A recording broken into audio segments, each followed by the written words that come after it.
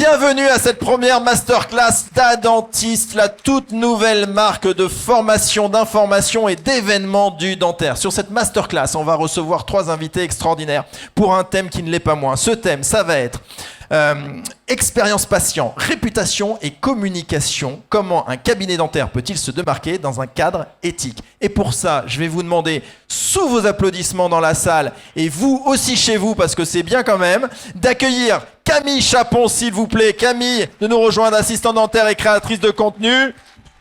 Le docteur Kevin Lemagnier, chirurgien dentiste, également créateur de contenu. Et monsieur Mathieu Lemoin, le CIO, vaillant CEO de la Perle Digital, agence de communication médicale.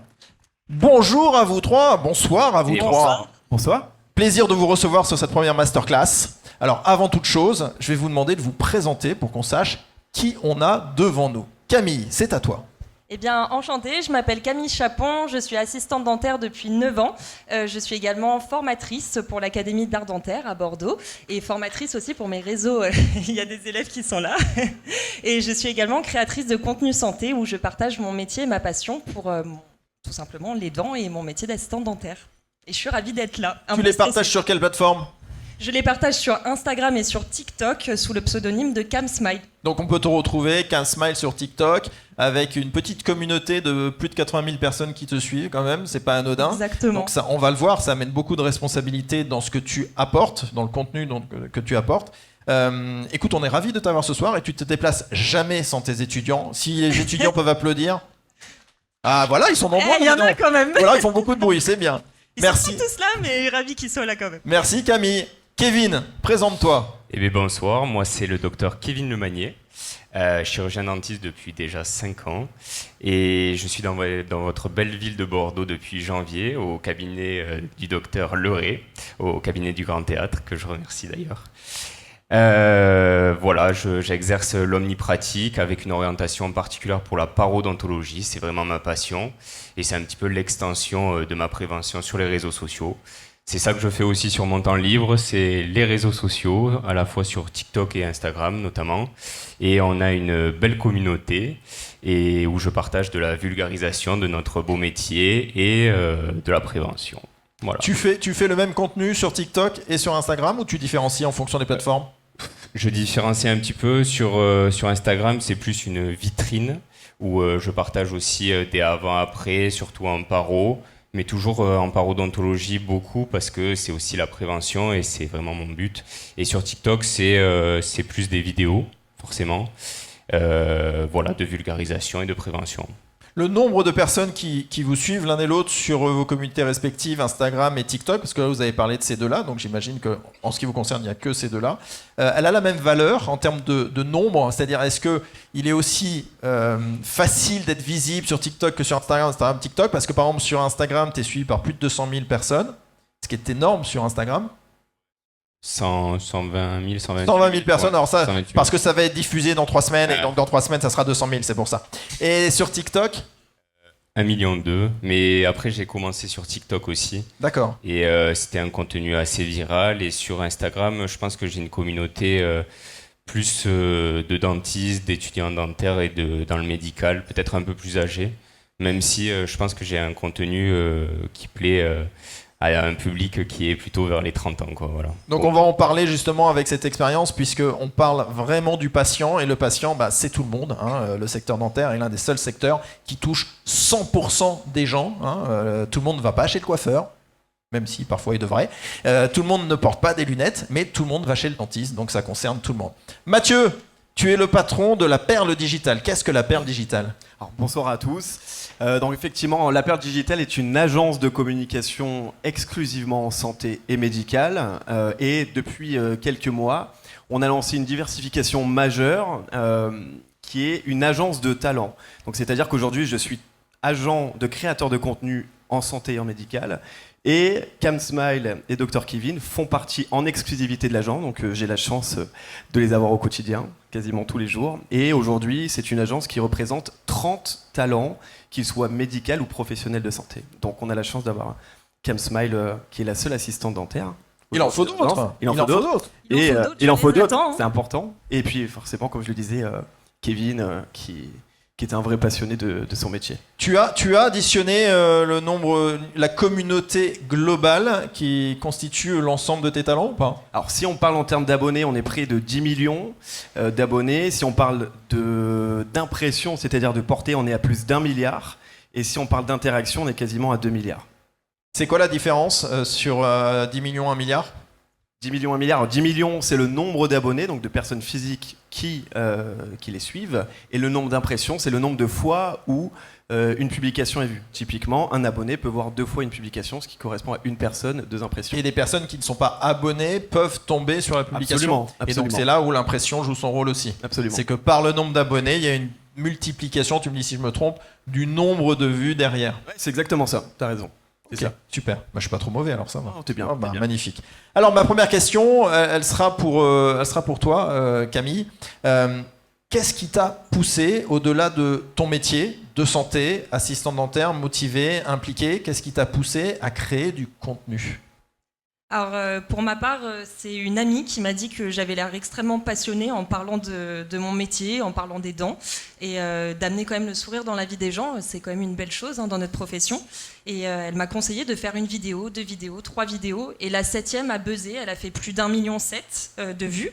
Je suis passée de 37 abonnés à 14 000 en un week-end. Je suis revenue le lundi matin au cabinet en demandant au docteur s'il était toujours OK avec l'idée que je sois sur les réseaux sociaux. Oui. Parce que quand même, nous, en tant qu'assistant dentaire, il faut le savoir, on a le droit d'être sur les réseaux sociaux, mais on est quand même sous la directive de notre chirurgien dentiste. Donc on ne peut pas faire n'importe quoi, déjà par le fait qu'on soit professionnel de santé, mais aussi tout simplement par le fait qu'on soit employé par un cabinet dentaire. Tu étais déjà chez Dr Camille Leland à ce moment-là? Non, je n'étais pas encore chez Dr Camille Leland. Qui est avec nous ce soir? J'étais avec le docteur Dvoran qui malheureusement a le Covid ce soir et qui ne peut pas être là et qui est parti à la retraite. Il nous regardera. Voilà. Et sinon, après, c'était le plaisir de partager, d'informer, de rassembler un peu finalement ce que cherche à représenter Adentis pour mettre en valeur notre métier qui est, à mon sens, pas suffisamment mis en valeur encore aujourd'hui et surtout faire connaître notre profession. Parce que quand on dit assistante dentaire aux gens qui connaissent pas notre profession, finalement, on se demande un peu ce qu'on fait. Répondre au téléphone ou aspiration à salive, heureusement, on n'est pas que ça. Donc c'était aussi mon objectif, et puis de faire de la vulgarisation entre guillemets médicale pour rendre un peu plus accessible la santé, la prévention à l'hygiène bucco-dentaire. Alors pour ma les première patients. question, c'est qu'est-ce que t'as dit le chirurgien dentiste à ce moment-là? Parce que ça amène des questions aussi éthiques. On va le voir ce soir. Mais ça amène aussi des opportunités de communication pour le cabinet. Donc, quel a été l'échange à ce moment-là quand tu es arrivé au cabinet? Alors moi, avec le docteur Marc Dvoran, avec qui j'étais auparavant, il n'y avait pas vraiment de but à mettre en avant le cabinet. Justement, il voulait plutôt rester dans un aspect de discrétion. Et en plus, on n'a pas vraiment le droit de faire ça. Mathieu, je pense qu'il rebondira là-dessus. Mais la première chose qu'il m'a dit, c'est « je te fais confiance, tu connais les règles, tu sais ce qu'on a le droit ou pas le droit de dire. Et bien évidemment, mon but n'est pas de faire du tort à notre profession, bien au contraire. » Donc je me suis renseignée, informée et j'essaye de faire au mieux pour représenter les assistants dentaires. Ma deuxième question, c'est justement ça. Tu as dit qu'il n'y avait pas assez de créateurs ou de créatrices de contenu sur la partie assistante dentaire. On le voit, il y en a de plus en plus sur la partie chirurgie dentaire. Pourquoi ? Je pense parce que les assistants dentaires n'osaient pas peut-être, alors il y en a quand même qui sont sur les réseaux sociaux, mais peut-être que je vous attends, moi en tout cas, pour avoir plus de personnes autour, mais c'est aussi parce qu'on est sous la directive du chirurgien dentiste et je pense qu'il y a des cabinets qui sont ouverts à la communication sur les réseaux sociaux, d'autres à l'inverse qui sont complètement fermés, et ce qui peut se comprendre, mais du coup ça justifie aussi qu'on n'est pas libre de notre communication, tout simplement, il faut un accord avant. Donc, et puis surtout, faut être à l'aise avec la caméra, parce que c'est un exercice. Ça, c'est un prérequis quand même. Ça s'apprend, on s'exerce, mais moi, les premières vidéos que j'ai faites et celles d'aujourd'hui n'ont rien à voir. D'ailleurs, faut pas les regarder, celles. On ira les voir. Avec Dr Leland, chez qui tu es aujourd'hui, c'est un véritable binôme. Vous travaillez ensemble sur cette logique de création de contenu. Est-ce que tu demandes des conseils? Est-ce que vous échangez? Est-ce que pour le cabinet? Alors oui, on travaille sur la communication. On a aussi une responsable communication au cabinet, Laurie, et qui nous permet de faire du contenu ensemble. Après, on était sur une ouverture, donc pas évident toujours de assembler ouverture, charge de travail, planning bien rempli et créer du contenu, parce que parfois en fin de journée on est un peu fatigué et ça rend moins bien à l'image. Oui, parce que c'est en plus, encore une fois, du quotidien professionnel de ton activité de santé. Mais on y travaille et on va en faire de plus en plus, donc soyez préparés. Docteur Lemagnier, Docteur Kevin, c'est ton pseudo, c'est comme ça qu'on te connaît sur les réseaux. Qu'est-ce qui t'a donné envie d'aller sur de la création de contenu ? Alors moi je suis un vieux de la vieille parce que ça fait 6 ans que je suis sur les réseaux sociaux. Donc 6 ans, c'est vieux de la vieille. Ouais, parce que c'est pas un coup de vieux, là, quand même. c'est à l'ouverture de TikTok. Et j'ai été pas mal critiqué d'ailleurs, ça ne ressemblait absolument pas à ce qu'on voit aujourd'hui. C'était des gamins qui dansaient, beaucoup. Et moi je me suis imposé peut-être un des premiers à faire un contenu différent de celui-ci. Et j'ai été pas mal critiqué par... moi j'étais en dernière année d'études de dentaire quand j'ai commencé ça. Tu as fait où tes études dentaires ? Moi j'ai fait ça au Portugal, à D'accord. Porto. Et du coup, j'étais critiqué un petit peu par les étudiants, par certains dentistes, même par ma famille. Mais en fait, j'ai persévéré parce que je voyais qu'il y avait vraiment un manque cruel d'informations fiables dans la santé bucco-dentaire des gens. Je voyais, brossez-vous les dents avec du jus de citron, ça va les blanchir. J'ai même été... Ça va faire plaisir à Ultradan, ça. Un bon citron, ça suffit en fait. Voilà, et du coup je me suis dit qu'il fallait un contenu qui délivre des informations scientifiques, vraiment voilà, sur la prévention. Donc tu es aussi sur la fake news, tu démontes la fake news aussi. Ben, d'ailleurs, une vidéo qui m'a fait connaître et qui a vraiment percé même dans beaucoup de pays, c'était que j'ai dénoncé des influenceurs qui faisaient la promotion de facettes à Dubaï ou en Turquie notamment. Et n'était pas des facettes, c'était des couronnes, donc très invasives. Tu avais tous les jeunes qui avaient des dents taillées. Et j'ai dénoncé ça et c'est ça aussi qui m'a fait connaître. Et voilà, plus globalement, ben oui, je voulais enlever aussi cette peur, donc vulgariser un petit peu notre beau métier, parce que c'est l'inconnu qui fait peur, donner les bonnes informations, et en partageant un petit peu ma passion, ben, je me suis aperçu aussi que les étudiants et les dentistes étaient hyper intéressés. Donc même pour les confrères, tout ça, ça a une grande portée, parce que mon contenu, il est aussi pour tout ça, parce que je délivre ma pratique. Et ça a beaucoup intéressé. Et même, j'ai vu que je crée des vocations. Et je le vois tous les ans à l'ADF, par exemple. Si bien que j'étais, il n'y a pas si longtemps, à Madrid.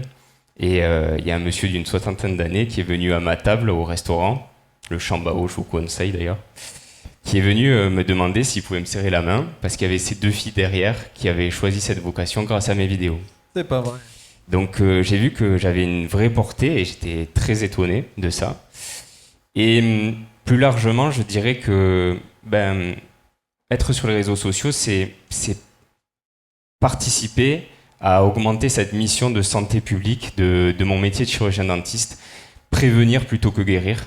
Et c'est aussi pour ça que j'ai choisi la parodontologie, parce que c'est l'extension ultime de la prévention. Et je pense que si une seule personne change ses habitudes d'hygiène bucco-dentaire grâce à mes vidéos, ou améliore sa santé, ça vaut le coup. Et voilà. Magnifique, ça s'applaudit. Belle ambition. Camille, on l'a dit, tu l'as dit quand tu t'es présentée, en plus d'être assistante dentaire impliquée et motivée, en plus d'être créatrice de contenu, tu es également formatrice. Donc toi aussi, tu suscites des vocations. Tu es formatrice à l'Académie d'art dentaire, qui fait partie de la magnifique communauté d'Adentis. Ça fait partie de ta motivation, c'est-à-dire que information, mais tu as vocation aussi à susciter des vocations. Tu le fais pour ça ? Oui, je pense que j'ai aussi provoqué des nouvelles vocations chez des personnes, parce que j'ai eu des élèves en face de moi qui m'ont dit qu'ils avaient découvert le métier d'assistant dentaire et que ça leur avait donné envie.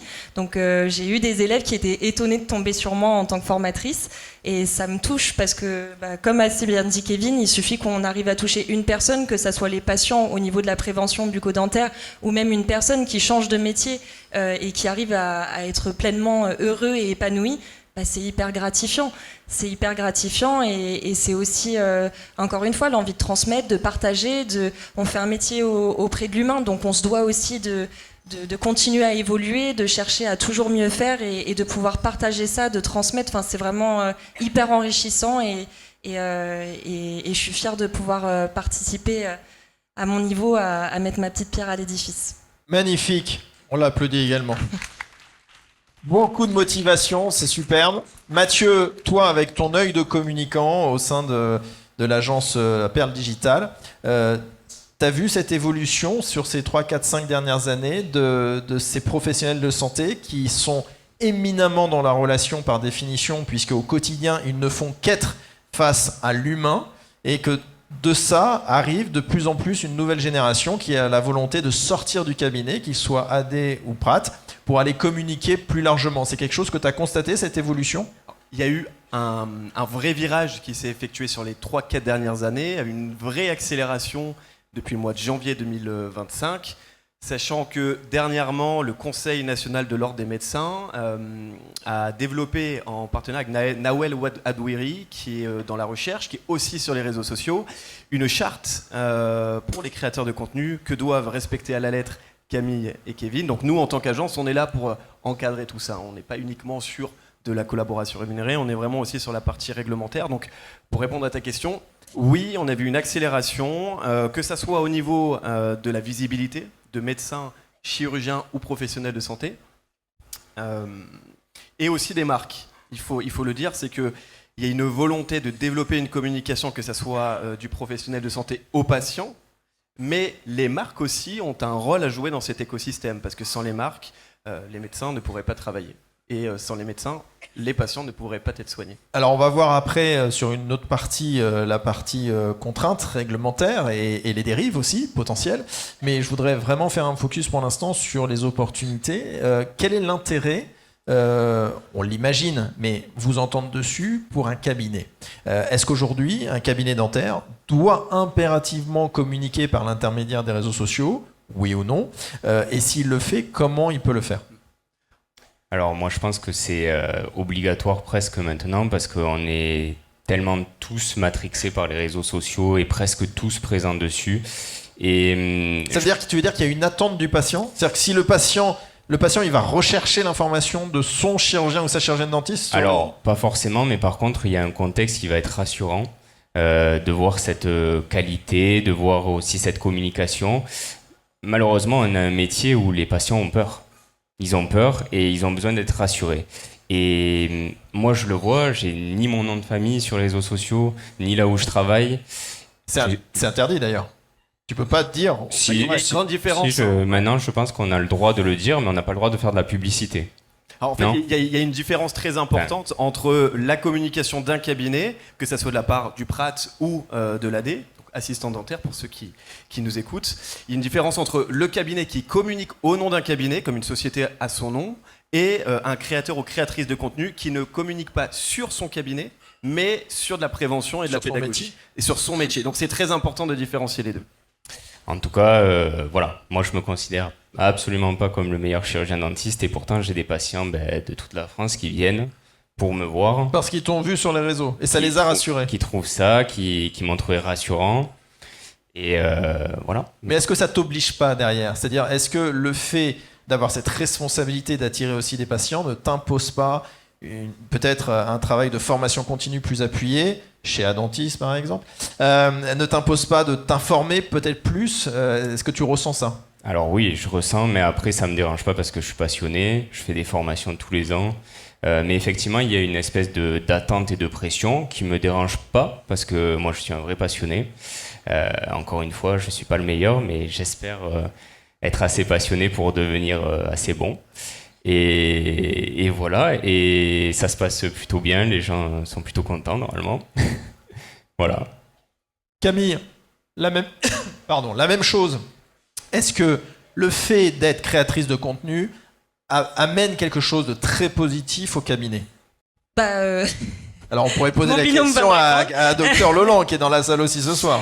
Je pense que ça peut être un atout parce que c'est un moyen de communication de manière dérivée pour le cabinet.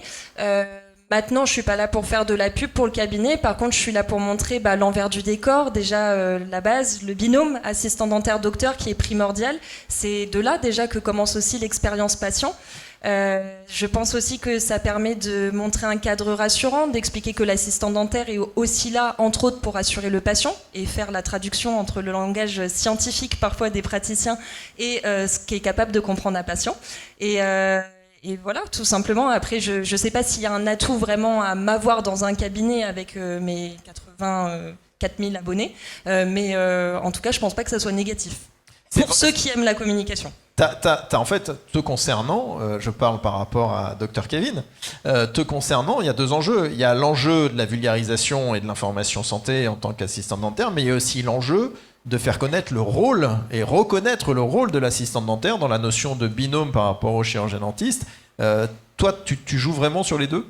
Les deux sont aussi importants pour toi ? Les deux sont aussi importants. Vraiment, je veux mettre en lumière le métier d'assistant dentaire. Je veux montrer qu'on est compétent. Ça va de pair en fait avec la formation continue, de toujours se former. Déjà, moi, je me forme très souvent et je suis devenue formatrice aussi dans cette optique de continuer à partager mon expérience au cabinet, mais aussi ce que je peux apprendre au cours de diverses formations. Et d'ailleurs, sur la première formation qui sortira avec Adentis, c'était un sujet qui nous tenait à cœur à Kevin et moi-même. C'est le rôle du tutorat. C'est une vidéo que vous avez fait tous les deux pour Adentis. Ouais. Exactement. Et c'est de mettre en avant justement l'importance d'un tutorat réussi, d'une part pour que l'assistant dentaire puisse s'épanouir. Moi-même, si je n'avais pas connu le docteur Marthe Voran qui m'a poussé à croire en moi, à mettre en avant et en valeur mes compétences, peut-être que je ne serais pas là assise en face de vous, j'aurais jamais été sur les réseaux sociaux. Et j'ai la chance d'avoir le docteur Camille Lolland qui continue dans cette même direction et qui me permet de pleinement m'épanouir et de faire des belles choses. Moi, les réseaux sociaux m'ont apporté personnellement que des belles choses et la formation aussi. Toute chose et histoire de rencontre. Tous les deux, justement, je reviens sur cette vidéo que vous avez tournée. Alors, expliquez-nous en étude de cas. Vous faites une vidéo tous les deux, chirurgien dentiste, assistante dentaire. Vous la tournez pour la mettre sur vos réseaux respectifs. Dans quel but ? Pourquoi ? Alors là, pour le coup, c'est une formation et là, c'est du coup sur le binôme assistante-dentiste. Et c'est pour éduquer un petit peu dans cette démarche quand on reçoit une assistante en formation pour mettre en place les bonnes pratiques dès le début pour qu'elle s'intègre bien et pour qu'il y ait une relation saine. Parce que si on part bien dès le début, peut-être que c'est chronophage, peut-être qu'il y a des petites choses à gérer au début. Mais en fait, si on part dans une relation saine, après ce binôme, ça tient X temps et ça fait de la qualité à la fois pour le dentiste, mais aussi pour le patient. Donc c'est une vidéo de formation qu'on va retrouver sur le site d'Adentis, c'est ça ? Qui est une vidéo de formation. Ça dure combien de temps une vidéo comme ça ? Alors là, c'est toute une formation, donc à peu près, elle va faire 5 heures, je suppose, il faut que je confirme avec l'équipe, mais elle sera du coup accessible très prochainement, et encore une fois, vraiment, je rejoins tes mots, c'est très important de mettre en confiance l'AD. Alors le rôle de tutorat peut être tenu aussi par un assistant dentaire, il faut le savoir, la plupart du temps, c'est quand même le praticien. Mais quand c'est l'assistant dentaire aussi, c'est important d'avoir cet esprit d'équipe, de cohésion et d'essayer de former en fait les nouvelles personnes du cabinet. Donc de l'information à la formation. Exactement. Mathieu, les opportunités pour un cabinet dentaire avec des créateurs de contenu, c'est une nouvelle façon de communiquer aujourd'hui. Tu incites les cabinets dentaires à regarder ça de près. Quelle est la démarche à faire, le cas échéant, s'ils sont intéressés ? C'est une bonne question. Elle est difficile cette question parce que c'est vrai que les cabinets dentaires, en tant que société juridique, en fait, n'ont pas beaucoup de marge de manœuvre. Vis-à-vis des États-Unis, on a environ 20 ans de retard, comme quasiment tous les domaines en France. Il ne faut pas se le cacher, avec le respect que je dois pour notre pays. Mais le cabinet dentaire n'a pas beaucoup de marge de manœuvre. C'est-à-dire qu'on ne peut pas communiquer sur des services. On peut uniquement communiquer sur un état d'esprit. Alors, typiquement, je vais donner l'exemple de Camille Lolland, qui est aussi un chirurgien dentiste qui fait partie de l'agence, qui traite la pédodontie. Typiquement, si on prend son exemple, on pourrait parler effectivement du soin que l'on peut apporter à un enfant sans parler des services qu'un pédodontiste peut proposer. A contrario, quand on est créateur de contenu sur les réseaux sociaux, on a une marge de manœuvre certes réglementée, mais on a une ouverture de communication qui est beaucoup plus forte. Alors donc, en tant que cabinet dentaire, en tant qu'assistant dentaire, le cas échéant, qu'est-ce que je peux proposer aux praticiens pour le cabinet dentaire ? Qu'est-ce que j'ai le droit de faire ? Et en tant que praticien ou praticienne, qu'est-ce que je peux faire pour rentrer dans cet univers-là ? Tout simplement, c'est de montrer une approche. Alors, si je donne l'exemple en dentaire, on a effectivement une approche plus intégrative que certaines autres approches plus conventionnelles. Typiquement, c'est expliquer une pratique, expliquer une approche thérapeutique, scientifique sur le patient qu'on reçoit. Mais c'est vrai qu'aujourd'hui, comme je le disais, on a vraiment très peu de marge de manœuvre. typiquement une société, parce qu'un cabinet dentaire est une société à part entière, forcément a pour but de vendre entre guillemets des services ou un soin, parce que là on parle du soin, on ne peut pas. Aujourd'hui, voilà, c'est quelque chose de très encadré en France. Tu disais, Camille, que toi, au cabinet, avec le docteur Leland, vous avez aujourd'hui une responsable communication. Comment ça se passe, étant donné l'environnement réglementaire qu'on va aborder après? Comment ça se passe? Quel est son rôle? Quelles sont ses tâches? Alors, elle occupe pas que ce rôle-là au cabinet, mais en tout cas, elle participe à la communication du cabinet. Nous, on communique dans un but de montrer tout simplement l'envers du décor d'un cabinet. Donc, ça passe par des trends, des reels, c'est-à-dire des vidéos tendances, pour ceux qui n'auraient pas le mot, mais sur la vie quotidienne du cabinet. Donc, c'est montrer aussi que on rigole, on a des moments de pause aussi, comme tout le monde. Vous, en tant que praticien OAD, vous avez le droit de le faire en cabinet dentaire? Ça, oui, finalement, parce qu'on montre la vie, on n'est pas en train de dire... C'est pas considéré comme une communication outre mesure? Non, on n'est pas avec des panneaux pour montrer le cabinet avec l'adresse et le lien Doctolib. Ça, par exemple, c'est quelque chose qui est interdit. Cependant, moi, il y a une nuance aussi avec moi-même. C'est que je suis assistante dentaire. Du coup, je n'ai pas de conseil de l'ordre. Donc, je suis sous la responsabilité de mon praticien. Mais moi, au niveau de la communication, j'ai un peu plus de liberté que notamment Kevin, par exemple. Mais il faut quand même que je fasse attention. J'ai quand même des réglementations. Mais Mathieu, le cadre déontologique est valable pour que ça soit un corps avec un numéro RPPS, mais elle est effectivement régie sous ce cadre déontologique de la profession de santé. Il y a, on arrive à la réglementation parce que évidemment on imagine qu'il peut y avoir des dérives. Vous êtes des créateurs de contenu positifs et bienveillants avec une démarche qui est une démarche avec une volonté d'aller vers le patient. Mais on imagine qu'il peut y avoir des dérives très mercantiles dans un univers de santé. Tu as parlé des marques. Il est normal que des marques, à partir du moment qu'on a des créateurs de contenu, des marques s'y intéressent. Le cabinet dentaire a besoin des marques, évidemment, mais il faut que ça reste sur le besoin patient. Comment tout ça, vous le voyez, vous l'organisez tous les deux? Moi, par exemple, dans mon cadre, c'est arrivé il n'y a pas très longtemps, il y avait un script pour un partenariat où on me demandait de citer la marque en disant que c'était la meilleure. Ça, c'est interdit. Déjà, on n'est pas là pour dire que c'est la meilleure, on est là pour parler plus du produit et ce que ça peut apporter aux patients ou à tout le monde, en l'occurrence, mais jamais pour citer la marque et dire c'est la meilleure, achetez celle-ci et que celle-ci. Ça, on n'a pas le droit. Okay. Donc, il faut faire attention si jamais c'est le cas. Voilà. C'est plus souvent dans une démarche de prévention que de mettre un produit en avant. Okay. En tout cas, ça, c'est interdit pour moi. Un produit de dentaire, de le mettre complètement en avant, c'est interdit.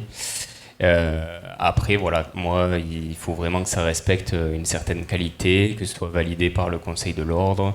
C'est quand même plus compliqué que Camille, évidemment. Bien sûr. Alors, tu l'as cité, le Conseil de l'Ordre, l'Ordre national des chirurgiens dentistes, qui a aussi des antennes régionales. On a le plaisir d'avoir le responsable de la région de l'Ordre ce soir avec nous. Le Conseil de l'Ordre amène de l'information dans des newsletters, avec un site internet, mise à jour constamment, sur notamment ces sujets-là, qui regardent avec attention pour éviter les dérives et qui apportent un cadre dans lequel vous devez vous conformer. En tout cas, toi, bien entendu, mais évidemment, comme nous l'a dit Mathieu, toi, par capillarité. Ça, c'est pour toi, Kevin, le Conseil de l'Ordre, c'est un partenaire, c'est un poil à gratter, tu t'y réfères, ça te permet d'avoir un cadre et de savoir exactement ce que tu peux faire, tu as des contacts avec eux. Comment ça se passe en tant que créateur de contenu ? Moi, quand j'ai fait 4 ans sur Tarbes, et c'est vrai que j'étais quand même assez en lien avec eux, parce que c'était aussi le début de mon activité et le début aussi de ces réseaux sociaux qui ont percé. Après, c'est un cadre qu'il faut se réglementer, c'est comme ça. Moi, après, dans ma démarche, j'ai toujours voulu faire un contenu assez qualitatif. Qui servent à la fois aux praticiens, aux assistantes, aux étudiants, mais aussi au grand public. Et il faut rester dans ses clous. J'ai un métier que j'adore. Et après, le reste, c'est un à côté, un plus. Voilà. Et vous comprenez qu'il puisse y avoir à un moment donné des dérives ? Qu'il puisse y avoir des confrères ou des consoeurs qui n'aient pas les mêmes ambitions que vous Bien sûr, et c'est pour ça que peut-être qu'il y en a qui se font taper sur les doigts. Et en France, on a la chance, on est très bons élèves sur ça. C'est vrai ? Aujourd'hui, c'est la profession médicale, c'est très bons élèves. Par contre, sur les professionnels de santé, moins. Mais en tout cas, non, sur les médecins, la chirurgie dentaire, c'est... Définis-nous la différence de ce que tu viens de dire. Entre bons élèves et mauvais élèves? Non, professionnel de santé, profession médicale, comment tu... Alors, c'est ceux qui ont les médecins, si je prends au global, les médecins sont bons élèves qui ont suivi un cursus du coup, médical versus des professions de santé. Et Camille est très bonne élève, bien qu'elle ne soit pas médecin, mais les médecins sont très bons élèves. Ok. Ouais, c'est voilà, ce côté-là où je voulais dire. Ok. Et toi, Mathieu, l'Ordre national des chirurgiens dentistes, par rapport à ton métier, j'imagine que c'est une lecture quotidienne. C'est une lecture quotidienne parce qu'on doit être à l'afflux de pas mal de choses, entre l'encadrement de la loi influence de 2023, les règles qui sont rédigées par le Conseil national de l'ordre des médecins, et aussi un travail simultané qui est fait avec chaque ordre, que ce soit au niveau des chirurgiens dentistes, de l'anesthésie-réanimation, de la médecine générale, etc. Donc il y a un travail conjoint qui est en train d'être fait, et une volonté des ordres de vouloir effectivement... comment dirais-je, découvrir ce nouveau métier, qui soit effectivement créateur de contenu, parce que c'est un nouveau métier aujourd'hui. Ils le considèrent comme nouveau métier parce que les marques s'y intéressent. Donc que ce soit au niveau des ordres ou au niveau du conseil. Vous pouvez entendre à un moment donné justement, on parle de l'ordre ou autre et d'autres qui peuvent dire mais c'est pas le rôle d'un chirurgien dentiste de parler sur les réseaux sociaux. Qu'est-ce que tu dis à ça? Je pouvais comprendre avant, parce que c'était quelque chose d'inconnu. Maintenant, ça devient un peu plus banal. Et encore une fois, les réseaux sociaux, ils ont pris tellement une part importante dans notre vie qu'il faut des référents. Le patient est là, quoi. Ouais, il faut des référents. Ouais. Il faut des référents pour dire ça c'est bien, ça c'est pas bien. Et pour moi, il faut vivre avec son temps. Voilà. Après, ça peut se comprendre, c'est ce côté réfractaire des ordres et du conseil. C'est quelque chose de nouveau. Tu considères qu'ils sont réfractaires? Ils ne sont pas réfractaires, mais ils ont besoin de comprendre. En fait, ils ont besoin effectivement qu'on leur apprenne de l'information, de comment ça marche, parce qu'effectivement, c'est une question transgénérationnelle aussi. Et donc, forcément, c'est pour ça que nous, en tant qu'agents et en tant qu'agence de communication, on doit travailler avec eux justement pour leur apporter de l'information, et bien évidemment que ça se fasse aussi dans le sens inverse.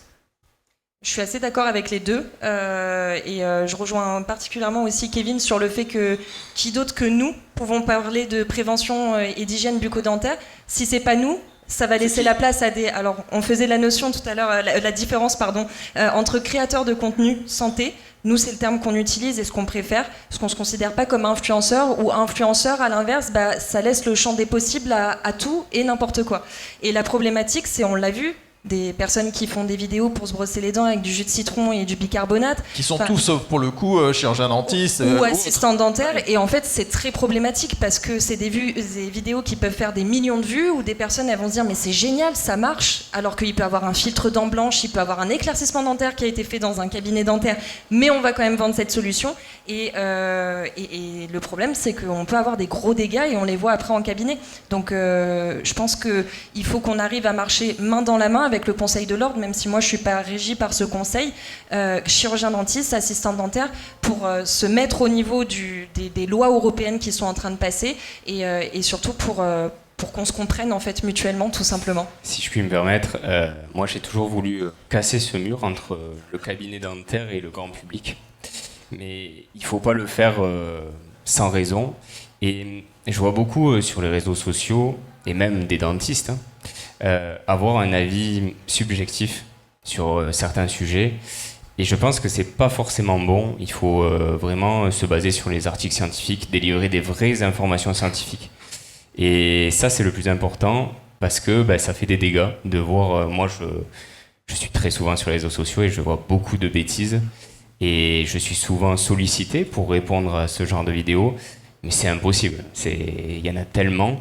Et du coup, je pense que c'est important qu'il y ait ce référent. Ok, lui, ce dentiste, il est sérieux, il dit les bonnes choses, c'est comme ça, tac, voilà. Oui, il y a, en fait, ce que je vais dire, ça reprend un petit peu ce qu'ils ont dit, mais il y a aussi une responsabilité, pas que du praticien ou du professionnel de santé, c'est aussi de la marque. Typiquement, on discutait avec Camille la semaine dernière sur tout ce qui concerne l'hygiène bucco-dentaire, que ce soit du jet, du bain de bouche, etc. Quand je parle de responsabilité de l'entreprise, c'est que soit on se décide d'utiliser un professionnel de santé pour faire la promotion éthique, réglementaire et vérifiée d'un produit ou d'un service, soit on se dit on enlève l'éthique et on communique tout simplement sur des influenceurs qui ont une grande communauté, qui ne sont pas du tout du médical. Et aujourd'hui, on le voit de plus en plus sur du bain de bouche notamment. Hein. Le bain de bouche, c'est un vrai problème. On a des influenceurs sur TikTok en disant regardez, ça c'est génial. On parle aussi des dentifrices à base de charbon. On disait justement mettre du jus de citron sur sa brosse à dents avant le brossage. Et c'est pas des choses qui sont faites par des pros de santé. Ce sont des choses qui sont réalisées par des gens qui ne sont pas médecins et pros de santé. Et ça, c'est un vrai problème.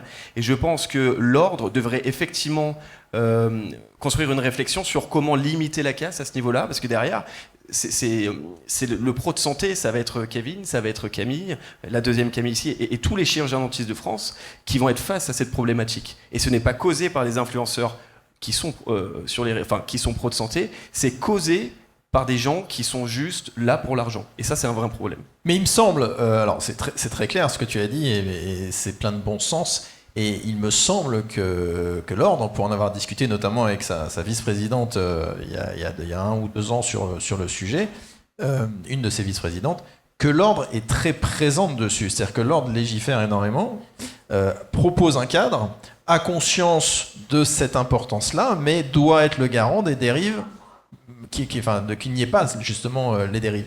Est-ce que vous, en tant que... Alors, on l'a compris, toi, tu n'es pas dépendante de l'ordre, mais tu peux t'y référer quand même. Et toi, Kevin, est-ce que, et pourquoi, si c'est pas le cas, vous allez chercher l'ordre pour avoir le cadre et bien définir là où vous pouvez aller? Parce que c'est obligatoire déjà. D'accord. Donc c'est oui, donc tu Sinon, le fais. il peut plus Oui, pratiquer. ouais. C'est obligatoire. Si on a un doute, il vaut mieux s'en référer. Mais voilà, il faut que ce soit carré, quoi. Voilà. Mais je pense que dans mon contenu, ça l'est. Donc c'est bon. Oui, on confirme. Alors, on n'est pas l'ordre. Hein. Et moi, je suis pas professionnel de santé, donc je peux très bien dire que les marques qui sont là ce soir sont les meilleures. J'ai le droit. Vous pouvez pas. Moi, j'ai le droit. Voilà. Mathieu, comment tu vois les 3, 4, 5 années à venir dans cette évolution-là de ces créateurs de contenu, deux qu'on a ici ce soir et d'autres que tu connais? Je pense que leur contenu va tout simplement s'adapter aux innovations médicales, de toute manière, qui vont arriver dans les prochaines semaines. On attend. Là, on discutait tout à l'heure de l'ADF, c'est aussi un moment pour tous les praticiens.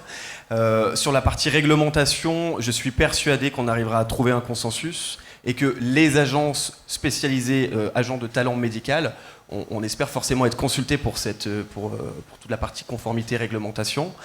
Et ce que je suis certain, c'est que l'Ordre national des chirurgiens dentistes vont y trouver aussi un intérêt, et je pense qu'il y a un intérêt effectivement de profiter dans le bon sens du terme la légitimité que peuvent avoir notamment Camille et Kevin. Et J'ai changé de prénom dans la soirée. Camille et Kevin. Et je sais plus où j'en étais. Tu nous disais des choses passionnantes sur l'importance de l'ordre et que l'ordre allait justement... Tu disais que l'ordre allait en ce sens et que ça te semblait normal qu'ils y aillent demain, quoi. Absolument, c'est ça. Et c'est normal. C'est-à-dire qu'on doit profiter des nouveaux outils de communication. Bien évidemment, il y a un traitement qui doit être fait qui est primordial. On ne peut pas leur imposer des choses et ça serait la dernière chose à faire. Dans le sens inverse, c'est leur travail de se dire, ce praticien-là, il peut nous être utile, il a de la légitimité et on veut travailler avec lui. Donc en fait, je pense que le travail, il se fait dans les deux sens. Voire le troisième sens avec le conseil, le conseil des médecins, le CNOM. Le conseil des médecins qui est le pendant sur les médecins. Kevin, pour terminer, toi, dans 2-3 ans, tu te vois comment ? Moi, j'aimerais vraiment développer mon activité de parodontologie parce que j'adore ça, vraiment. Ta base, c'est quand même ton activité, c'est quand même la pratique médicale. Ouais. Non, ça reste ma passion. Après, j'aimerais vraiment développer cette prévention à un peu plus grande échelle, ça c'est clair. Donc j'aimerais faire... toujours au service du patient. Ouais, c'est vraiment ta base. Toujours au service du patient. Le patient au centre. Et vu que le patient est au centre, développer aussi des formations pour les praticiens. Ça d'ailleurs, c'est dans les projets pour pas longtemps. Et notamment pour la parodontologie non chirurgicale. Parce que maintenant, on a des nouvelles techniques. des nouvelles pratiques qui permettent vraiment d'éviter beaucoup de chirurgie. Et ça marche très très bien dans ma pratique. Et si on évite tout ça, si on fait tous ces soins un petit peu de prévention, eh bien, on évite aussi beaucoup de soins et de souffrances du patient. Donc encore une fois, le patient, il est... Le patient en finalité. Ouais, toujours. Camille, pour terminer, toi, même question, dans 2, 3, 4, 5 ans, sur ces pratiques-là, comment tu te vois ? Personnellement, je serai toujours assistante dentaire et formatrice. Est-ce que je serai toujours sur les réseaux sociaux ? Je sais pas. Je vis pas pour les réseaux sociaux, c'est un plus. Ta base si reste tout comme Kevin, voilà. vraiment ta pratique, C'est en fait, ça. ton métier. Tu vis pour les caméras. Pas vraiment, mais non, en tout cas, la base, c'est la passion du métier, de continuer à enrichir ma profession comme je le peux et continuer à m'épanouir tout simplement dans ce que je fais. Et c'est déjà une bonne chose, être heureuse au quotidien, faire un travail qui nous plaît et ne pas avoir à travailler un seul jour de notre vie. Magnifique mot de la fin pour toi, Camille, super. Mathieu, pareil, la perle digitale, tu l'as dit, depuis janvier 2025, ça commence à exploser sur justement ces créations de contenu. Là, on parle encore une fois des positifs, de ceux qui vont faire du fact-checking, ceux qui vont vraiment apporter une parole positive dans un cadre réglementaire bien défini, notamment, on l'a dit, par l'ordre. Comment toi, tu vois la perle digitale dans les années à venir sur ce plan-là ?